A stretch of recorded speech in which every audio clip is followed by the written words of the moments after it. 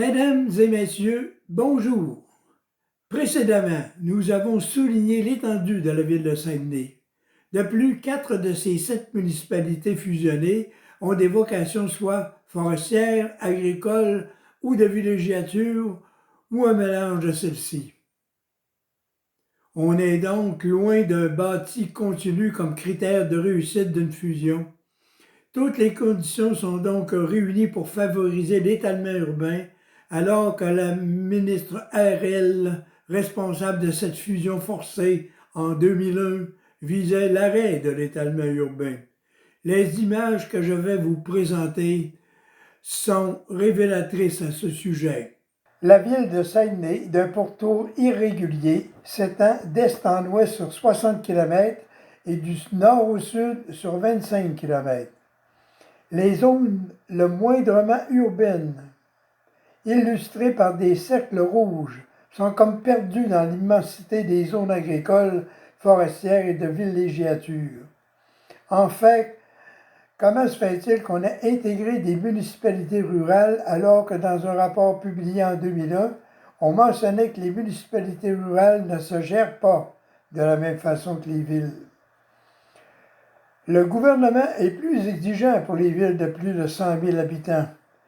Combien ça coûte de couvrir un tel territoire, tant au niveau environnemental qu'au point de vue de la sécurité publique, de la construction et de l'entretien du réseau routier, ainsi que du transport en commun et de la collecte des matières résiduelles, entre autres. Le taux de taxation des services sont les mêmes quel que soit l'endroit où vous demeurez, d'où l'obligation de donner aussi la même qualité.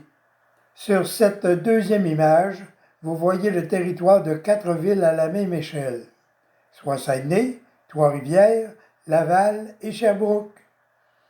Les zones urbaines sont en rouge. Ces 3 villes réunies ne font que 83% du territoire de Saguenay, alors qu'ils totalisent une population 5 fois plus élevée. Pourtant, leur potentiel de développement démographique est loin d'être saturé.